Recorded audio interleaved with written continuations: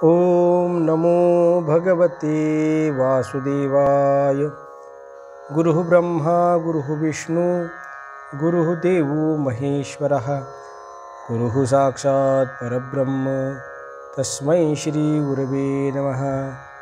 यदक्षरं मनाख्येयम् आनन्दं वज केवलं श्रीमन्निवृत्तिनाथेति ख्यातं दैवतमाश्रयेत्। ब्रह्मानन्दं परमसुखदं केवलं ज्ञानमूर्तिं द्वन्द्वातीतं गगनसदृशं तत्त्वमस्यादिलक्ष्यम् एकं नित्यं विमलमचलं सर्वधी साक्षिभूतं भावातीतं त्रिगुणरहितं सद्गुरुं तन्नमामि। शङ्करं शङ्कराचार्यं केशवं बादरायणं सूत्रभाष्यकृतं वन्दे भगवन्तो पुनः पुनः। नमः श्री शंकरानंद गुरुपादाम्बुजन्मने सविलास महामोह ग्राहग्रासैक कर्मणे। श्री शंकर पंचदशीच्या माध्यमातून आपण मागील व्हिडिओमध्ये मंगलाचरणाचा विचार केला। विद्यारण्य स्वामींनी आपले सद्गुरू शंकरानंदांना नमस्कार केला आणि नमस्कार करण्याचं काय कारण आहे असा ज्यावेळेस प्रश्न विचारला त्यावेळेस त्याने सांगितलं सविलास महामोह ग्राहग्रासैक कर्मणे। सविलास महामोह, विलासयुक्त अंतःकरणामध्ये जे महामोहरूपी जी मगर आहे त्या मगराचा नाश करण्याचं सामर्थ्य त्यांच्याकडे आहे। आपल्या प्रत्येकाच्या अंतःकरणामध्ये मगर आहे। ती मगर प्रत्येक चांगल्या विषयाला ग्रास करते, प्रत्येक चांगल्या विषयाला ग्रास ती करत असते, म्हणून त्याचा नाश करणं जास्त गरजेचं। या मगर हा जर आपण हिंदी शब्द बघितला तर त्याचा अर्थ काय होतो मराठीमध्ये पण। हम वहाँ आना चाहते हैं, हम पंढरपूर में रहना चाहते हैं, मगर इथे जे मगर आहे ना मगर, ती मगर आपल्या अंतःकरणामध्ये पण, आणि ती पण नावाची जी मगर आहे ती अंतःकरणामध्ये चांगल्या इच्छा निर्माण होऊ देत नाही, आणि त्या मगरीचा नाश करण्याचं सामर्थ्य कुणाकडे आहे तर या असणाऱ्या सद्गुरूंकडे आहे असं वर्णन केलेलं आहे। एका श्लोकामध्ये सद्गुरूंचं वर्णन करून भागलं नाही, म्हणून दुसरा श्लोकही सद्गुरूंच्या वर्णनासाठी रचलेला पाहायला सापडतो। आपण या भागामध्ये पुढच्या श्लोकाचा विचार करणार आहोत। काय सांगतात बघा। तत्पादाम्बुरुहुद्वन्द्व सेवा निर्मलचेतसां सुखबोधाय तत्त्वस्य विवेकोऽयं विधीयते। अजून एकदा श्लोक आपण ऐकूया। तत्पादाम्बुरुहुद्वन्द्व सेवा निर्मलचेतसां सुखबोधाय तत्त्वस्य विवेकोऽयं विधीयते। काय सांगितलंय बघा। तत् त्या, पादाम पाय, बुरुहु द्वंद्व कुणासारखे पाय, कमळाप्रमाणे असणारे पाय, सेवा निर्मल चेतसाम अंतःकरण निर्मल करून त्यांची सेवा करा। काय होईल त्यांनी तर सुखबोधाय तत्त्वस्य, तत्त्वस्य सुखबोधाय, तत्वाचं सुख प्राप्त करून घेण्यासाठी विवेकोयम विधीयते, त्या विवेकाचा विचार केला जातो। अगदी साधा सोपा अर्थ आहे। माझ्या श्री गुरूंच्या चरणकमलावर तुम्ही नतमस्तक व्हा आणि जर नतमस्तक झाला सद्गुरूंच्या चरणकमलावर तर काय होतंय, तर सांगितलं सुखबोधाय तत्वस्य विवेकोयम विधीयते. तत्वाचे बोध होण्यासाठी जो विवेक आहे तो विवेक तुम्हाला प्राप्त होतो. पण सेवा करताना कशी करा, तर निर्मल चेतसाम, निर्मल अंतःकरणाच्या माध्यमातून त्यांची सेवा करा, असा या ठिकाणी उल्लेख केलेला पाहायला सापडतो. बघा, आपण कोणत्याही ग्रंथाला सुरुवात करायच्या आधी दोन गोष्टींचा विचार करतो. एक म्हणजे मंगलाचरण आणि दुसरं म्हणजे अनुबंध चतुष्टय. या दोन गोष्टींचा आपण विचार करतो आणि या श्लोकाच्या माध्यमातून या दोन्ही गोष्टींचा विचार केलेला पाहायला सापडतो. अनुबंध चतुष्टयाचा सुद्धा विचार आहे. अधिकारी कोण, त्याचा विषय कोणता आहे ग्रंथाचा, त्याचा आपल्याशी काय संबंध आहे आणि सगळ्यात महत्त्वाचं प्रयोजन काय आहे, या सर्व गोष्टींचा विचार या ठिकाणी केलेला आपल्याला पाहायला सापडतो. अधिकारी कशासाठी पाहायचा, ती गोष्ट मला प्राप्त होणार आहे की ती गोष्ट मला मिळणार आहे, पण खरोखर ती माझ्या योग्यतेची आहे का, हे पाहण्यासाठी अधिकाऱ्याचा विचार करण्याची गरज आहे. म्हणून इथं अधिकारी कोण सांगितलं आहे याचं वर्णन करताना सांगितलं की योग्य शिष्य असावा. शिष्याशी सुद्धा अनेक प्रकार आहेत, पण त्यापैकी योग्य शिष्य पाहिजे आणि योग्य शिष्य हाच या ग्रंथाचा अधिकारी. आणि त्याचं वर्णन करताना काय केलं, निर्मल चेतसाम, ज्याचं चित्त निर्मल आहे तो या ग्रंथाचा अधिकारी, अन्यथा दुसरा कोणीही व्यक्ती अधिकारी नाही. निर्मल चेतसाम, निर्मल चित्त असणारा व्यक्ती अधिकारी आहे असं वर्णन केले.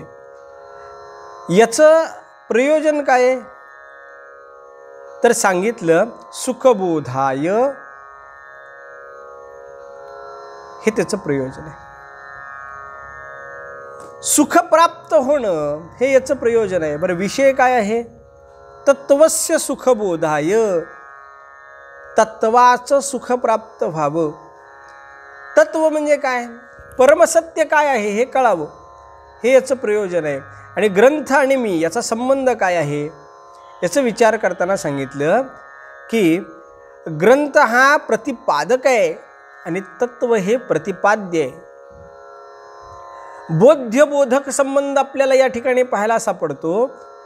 ग्रंथ बोधक आहे आणि त्याचा विषय काय आहे, बोध्य, जे परमतत्वाचे विचार करण्याचे ते परमतत्व हे बोध्य आहे, असा याचा संबंध असलेला पाहायला सापडतो.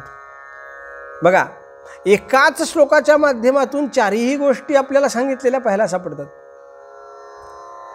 आपण जर संस्कृत साहित्याचा विचार केला तर संस्कृत साहित्यामध्ये हे जे मोठे मोठे ऋषी होऊन गेले त्या ऋषींनी फार सोप्या शब्दामध्ये, फार थोडक्या शब्दामध्ये आपल्याला अनेक मोठ्या मोठ्या व्याप्ती असणाऱ्या व्याख्या सांगितलेल्या पाहायला सापडतात. ब्रह्मसूत्रामध्ये अथ नावाचा शब्द गेलाय ना, अथ तो ब्रह्म जिज्ञासा, त्या अथ नावाच्या शब्दाच्या माध्यमातून अनुबंध चतुष्टयाचा विचार केलेला पाहायला सापडतो. म्हणजे थोडक्या असणाऱ्या गोष्टीच्या माध्यमातून मोठा विचार करण्याचं सामर्थ्य कुणाकडे आहे, तर संतांकडे आहे, महात्म्यांकडे पाहायला सापडतं. म्हणून या ठिकाणी अधिकारी कोण, विषय काय, प्रयोजन काय आणि त्याचा आपल्याशी संबंध काय, या चारही गोष्टींचं वर्णन केलेलं पाहायला सापडतं. आता आपण जर पाहिलं तर प्रयोजन काय आहे, तर परमसत्व प्राप्त करून घेणे, परमतत्वाची प्राप्ती होणं हे याचं प्रयोजन आहे. पण परमतत्वाची प्राप्ती करून घेणं हे जर प्रयोजन असेल तर सर्वसामान्य व्यक्ती त्याला प्रेरित होईल का, तर त्याचं उत्तर होईलच असं सांगता येत नाही. कारण प्रत्येकाला परमतत्व प्राप्त करून घ्यायची इच्छा आहे का अंतःकरणामध्ये, नाही. प्रत्येकाला ब्रह्म पाहिजे का, नाही. प्रत्येकाला सुखाची प्राप्ती आहे का, नाही. सुख प्राप्त व्हावं असं सगळ्यांना वाटतं, पण सुखाच्या मार्गाने कोण जातंय का, सुखाच्या मार्गाने कोणी जात नाही. दुःख नको वाटतं, पण दुःखाच्या मार्गानं क्रमणा करणारे अनेक लोक या संसारामध्ये आपल्याला पाहायला सापडतात.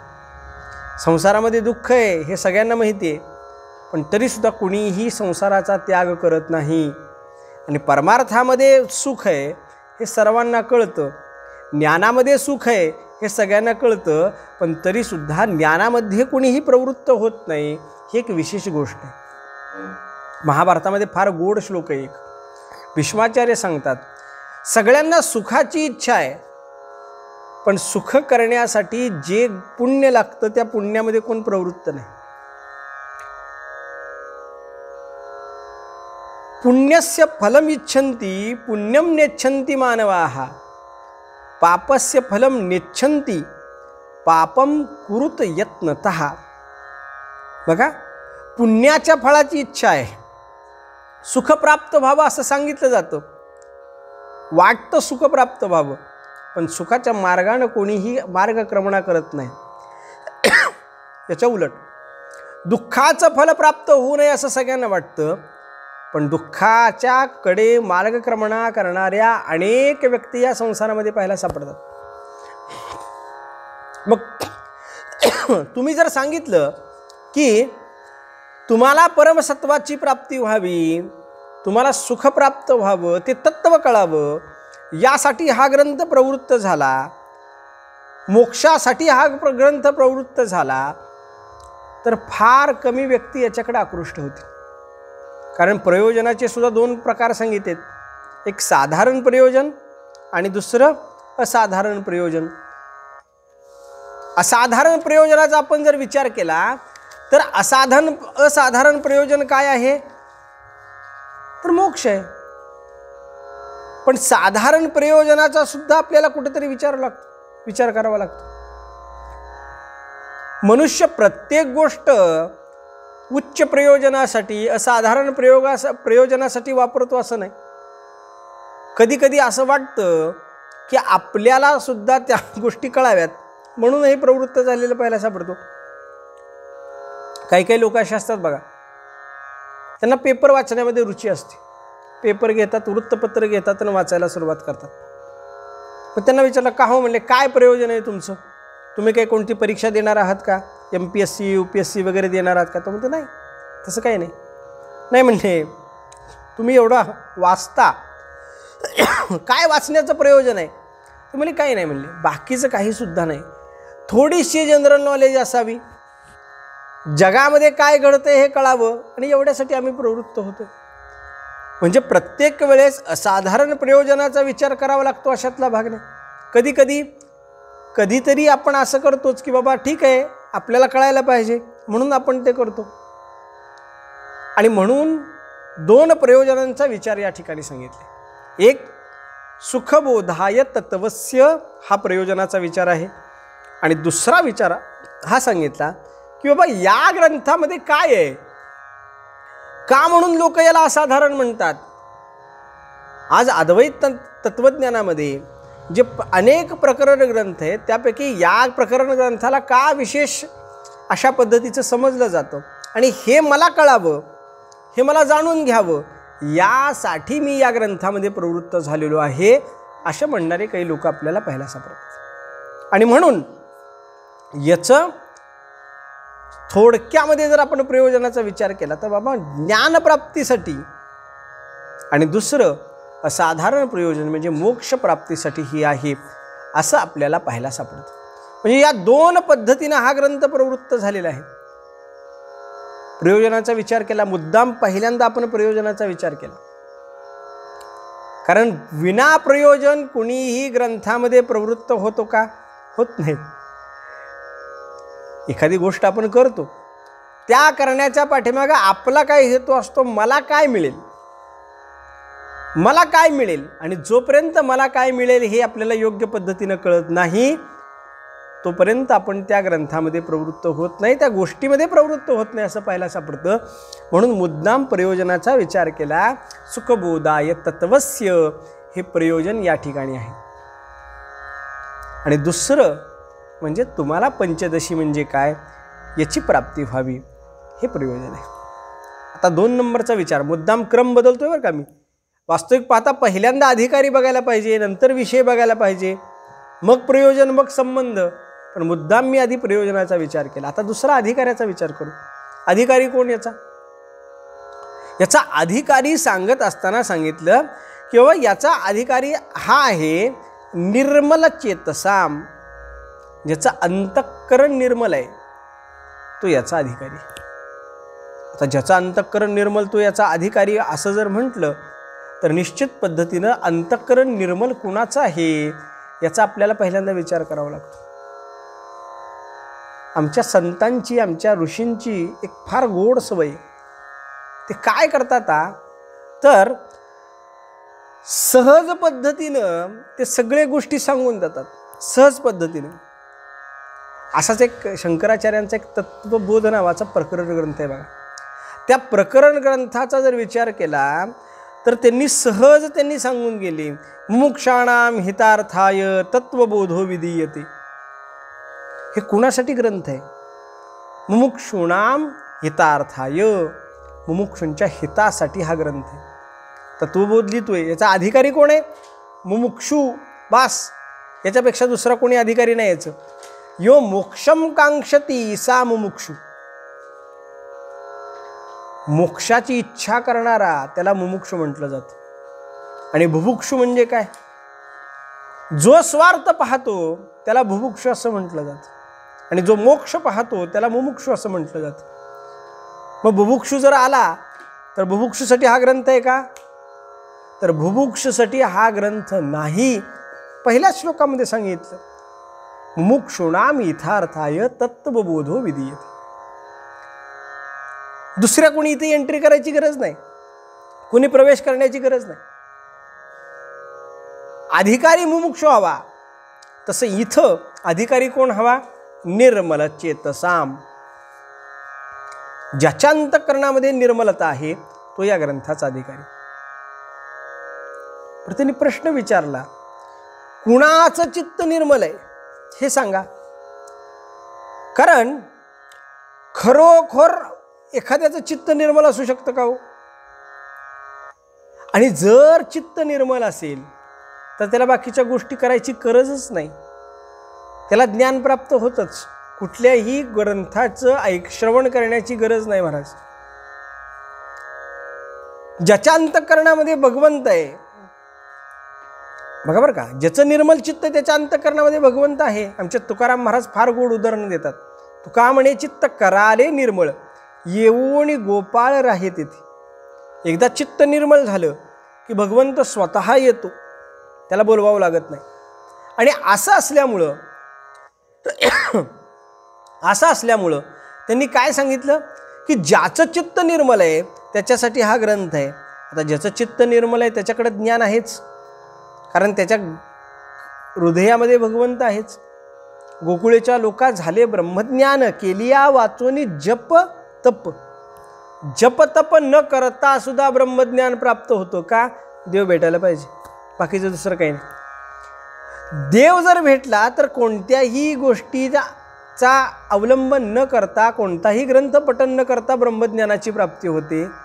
निर्मल चेतसाम, निर्मल चित्ताच्या माणसाला ग्रंथ ऐकण्याची, वाचण्याची गरज नाही. मग इथं निर्मल चेतसाम का सांगितलंय? इथं अधिकारी सांगितलंय का? हो म्हणले, अधिकारी तर निर्मल चित्ताचा पाहिजे. बुभुक्ष असेल तर त्याचं मन इथं लागणार नाही, बरोबर. मग निर्मल चित्त करण्याचा मार्ग कोणता? आम्ही तर निर्मल चित्त नाही आहे, मग त्याचा मार्ग कोणता? तर याचंही सुद्धा उत्तर या ठिकाणी गेलेलं पाहायला सापडतं. म्हणून सांगितलं, सेवा निर्मल चेतसाम. सेवा करा. कुणाची सेवा करा?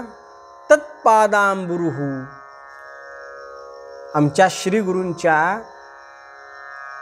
पायांची सेवा करा. सेवा करा आणि सेवेच्या माध्यमातून चित्त निर्मळ करा. अगदी साधा सोपा नियम आहे. सेवा जर केली तर निश्चित पद्धतीने चित्त निर्मळ होते. चित्त निर्मळ करण्यासाठी दुसरी कोणकोणती गरज आहे का? दुसरी कोणतीच गरज नाही. चित्त निर्मळ केलं की तुम्हाला भगवंताची प्राप्ती होते. आणि ते जर चित्त निर्मळ करायचं असेल तर काय करा, सद्गुरूंची सेवा करा. दुसरा मार्ग आहे का? दुसरा कोणताच मार्ग नाही आहे त्यासाठी. असं उत्तर या ठिकाणी दिलेलं आपल्याला पाहायला सापडतं. म्हणून सांगितलं सेवा निर्मल चेतसा. कशी सेवा करा त्याचंही उदाहरण या ठिकाणी सांगितलं. बरीच लोक असं वाटतात की बाबा मी सद्गुरूंची सेवा करतोय, मी सद्गुरूंच्या सेवेमध्ये प्रवृत्त आहे. प्रत्येक जणाला वाटतं. सेवा करताना सुद्धा गुरुची सेवा कशी करावी याचे नियम आहेत. दोन पद्धतीचे शिष्य आहेत. एक सांगितल्यानंतर ऐकणारे आणि दुसरं ज्यांना न सांगता कळतं असे. सेवा करत असताना, श्रीगुरूंची सेवा करत असताना त्यांच्या मनातील भाव ओळखा आणि सेवा करा. बाह्यरंगानं सेवा करू नका, अंतरंगानं सेवा करा. आणि अंतरंगानं केलेली सेवा ही सर्वश्रेष्ठ सेवा आहे. काही लोक आश्रमामध्ये राहतात, गुरूंची सेवा करतात. आता सेवा करण्याच्या विभिन्न पद्धती, विभिन्न पद्धतीत सेवा करण्याच्या. कोणी सद्गुरूचं घर, आश्रम झाडून घेते, कोणी सद्गुरूंची कपडे धुते, कोण सद्गुरूची भोजनाच्या व्यवस्था करते, कोण सद्गुरूंच्या पूजेसाठी फुलं आणते. ह्या सगळे सेवेचे प्रकार आहेत. तनु मनु जीवे चरणासी लागावे, माऊली ज्ञानेश्वर महाराज वर्णन करतात. आणि ही सेवा करत असताना आपल्याला बाह्यरंगानं दिसतंय की सेवा आहे, पण अंतरंगानं सेवा आहे का नाही माहीत नाही. एक शिष्य असतो, तो आश्रम झाडत असतो, पण आश्रम झाडताना त्याच्या अंतःकरणामध्ये काय भाव आहे तो महत्त्वाचा. आश्रम झाडत असताना त्याच्या मनामध्ये असा भाव असेल की सगळे शिष्य बसलेत, सगळे शिष्य चांगली चांगली कामं करतात, पण झाडण्याचं लोटण्याचं हे काम मात्र मला देतोय. हा जर द्वेष अंतःकरणामध्ये असेल तर त्याची सेवा योग्य आहे का अयोग्य आहे? अयोग्य आहे त्याची सेवा.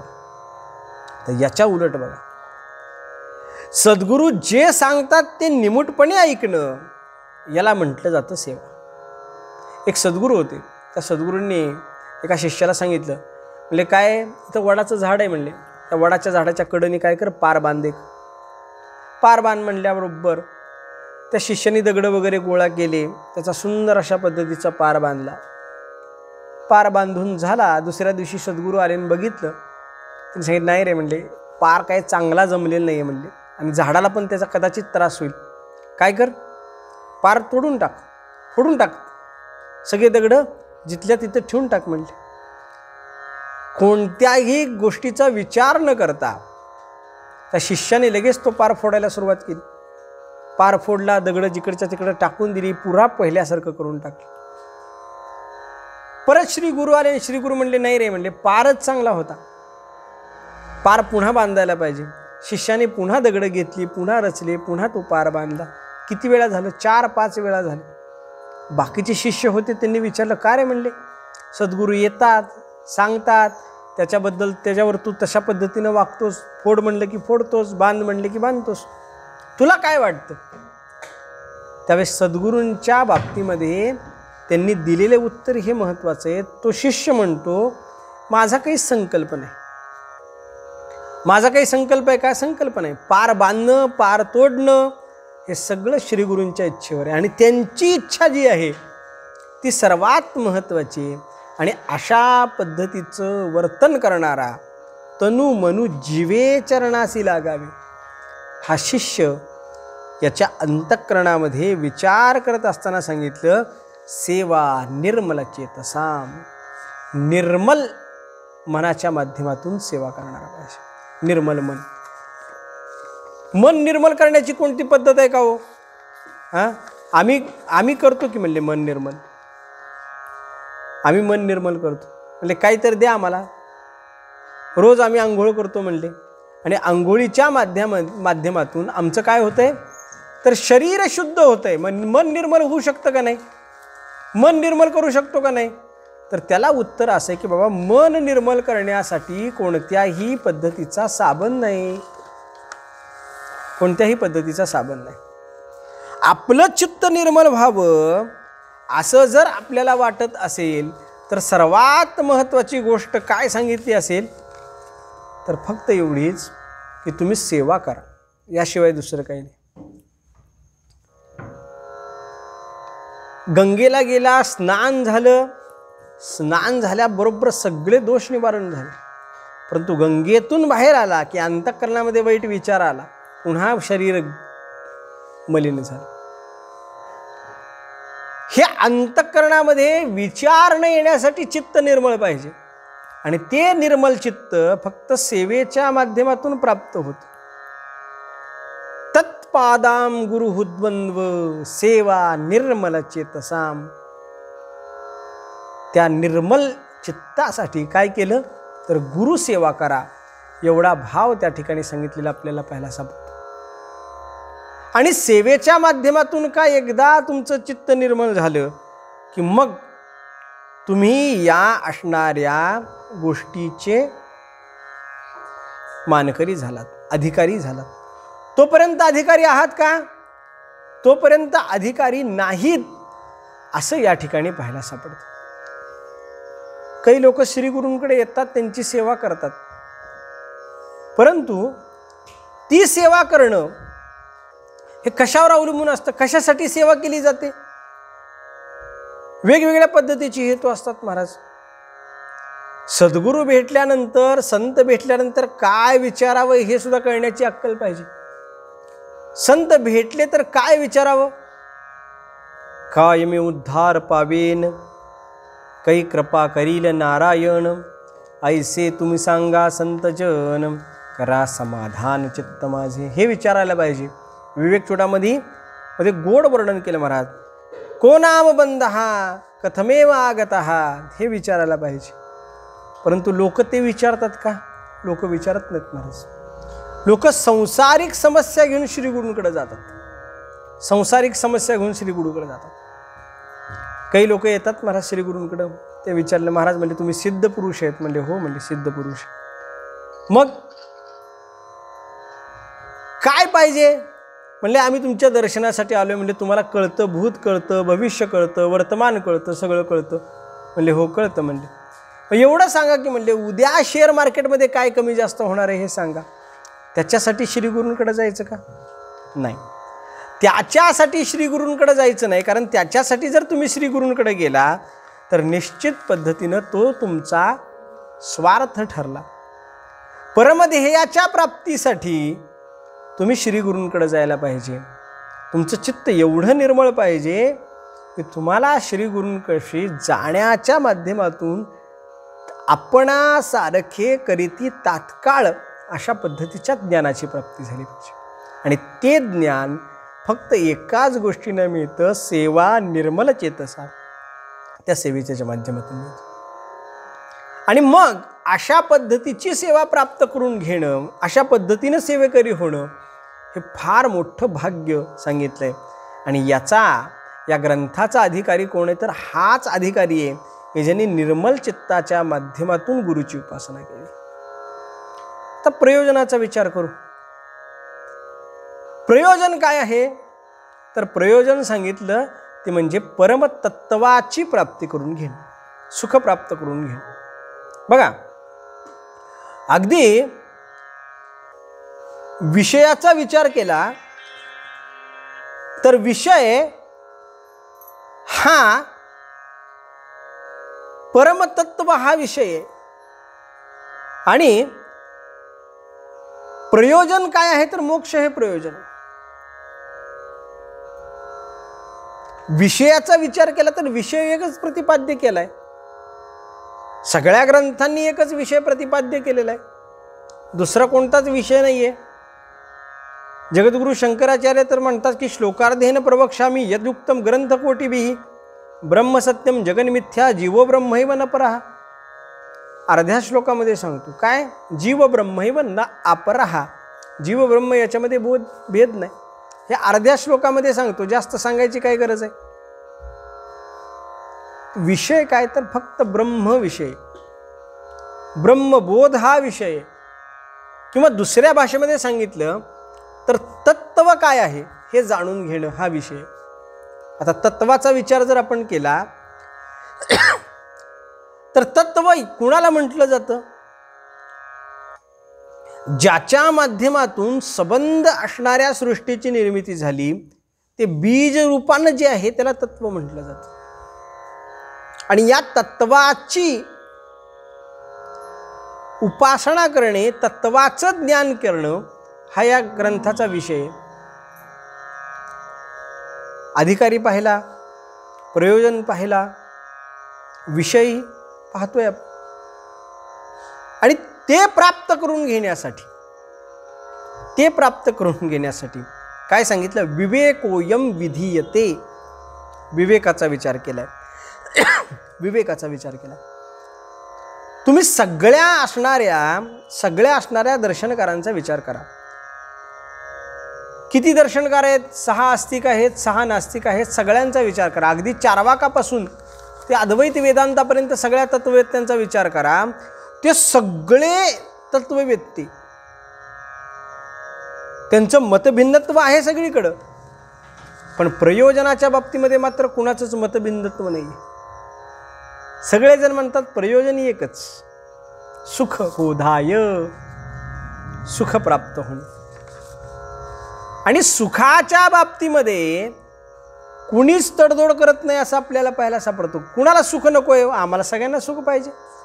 सुखप्राप्तीसाठीच आम्ही हे सगळं करतोय. आणि म्हणून सुख प्राप्त करून घेणं हे सहजासहजी शक्य नाही. सगळ्यांनी सुख प्राप्त करून घेण्यासाठी एकच उपाय सांगितला की ज्ञानाची प्राप्ती झाली की सुख प्राप्त होतं. याशिवाय दुसरा विचार सांगितला नाही. आणि ज्ञानाची प्राप्ती कधी होते? तर जोपर्यंत अज्ञानाचा नाश होत नाही तोपर्यंत ज्ञानाची प्राप्ती होत नाही. बघा ना, अंधकार घालवायचा असेल तर काय करावं लागेल? प्रकाशाची निर्मिती करा, अंधकार आपोआप निघून जाईल. अविद्या नाहीसी करायची झाली तर काय करावं लागेल? तर सोपं साधन सांगितलं. कोणतं? ज्ञान प्राप्त करून घ्या, अविद्या नाहीसी होईल. अविद्या म्हणजे काय? तर अविद्या म्हणजे क्लेश आहे. क्लेश म्हणजे दुःख आहे. सुख आहे का अविद्येमध्ये? नाही. महर्षी पतंजलींनी पंचक्लेश सांगितले बघा. अविद्या, अस्मिता, राग, द्वेष आणि अभिनिवेश हे 5 क्लेश सांगितले. त्यापैकी पंचक्लेशामध्ये पहिलं जर काय असेल तर अविद्या आहे.